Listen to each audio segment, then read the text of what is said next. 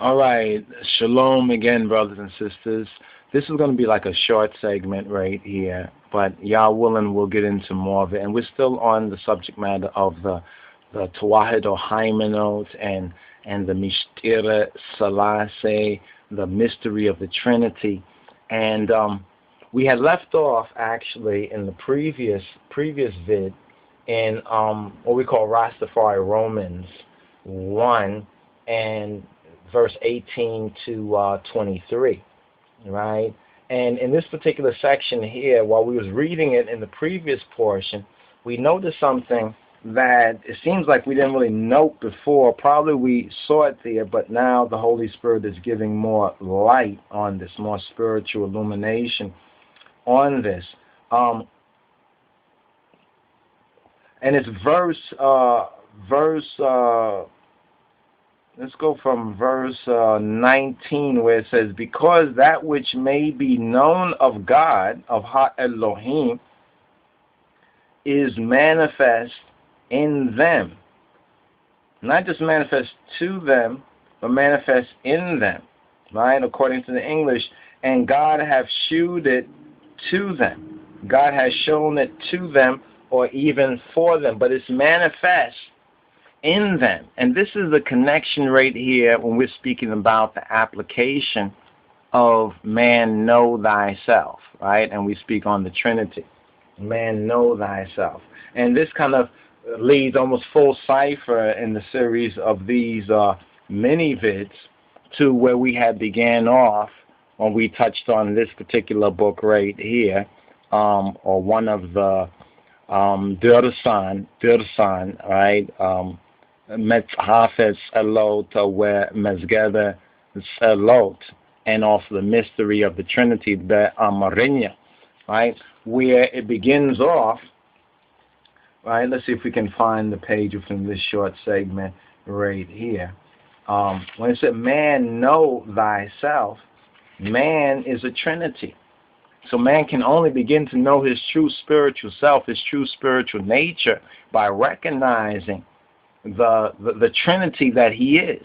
That man himself is a Trinity. And this now makes a lot of, not just sense, but there's a lot of evidence for it. And this is what Romans is speaking about. And here we have the Mishtira Selassie right here. And the language, interestingly enough, is much like, right? The language here is much like Romans. When we're looking at Romans chapter 1, very, very interesting.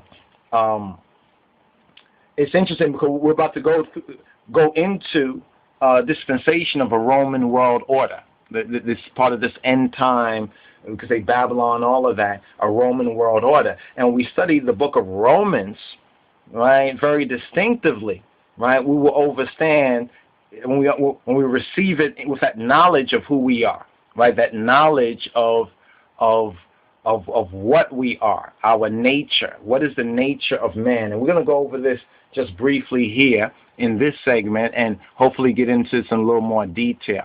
We see that man is a Trinity. Here's man right here, this yellow downward triangle. Man is a Trinity. He has mind, right, which you could say is soul, right? Is soul right there, the mind, the suke, the psyche, right? He has body, right, the akal, right? And then he has spirit, right?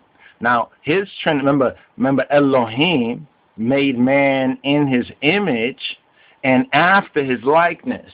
In his image, right, and after his likeness. Now we're going to have to define what does image, true image, and likeness mean. But now the Trinity above is Father, Son, and Holy Spirit. Now some folks will say, well, where's the mother in that?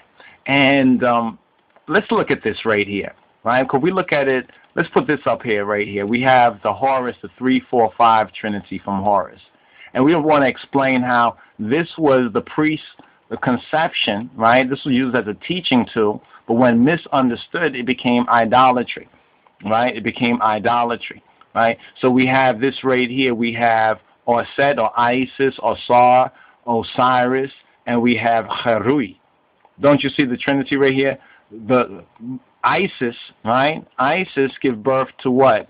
Right? The mother, right? Mother, father, and son, right? Mother, father, and son.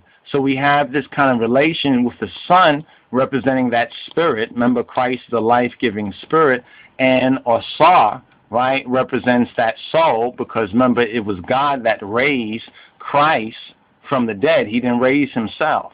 Now, just on that level, the Trinity below is mother, is father, mother, and son, or mother, father, and son. And then when you want to go to a higher, more scientific level, right, we have the brain triune, right, the reptilian cortex, the limbic cortex, and the neocortex, or the new cortex. Now, when we study the Trinity, right, or the true teaching of the Bible in its logical sequence,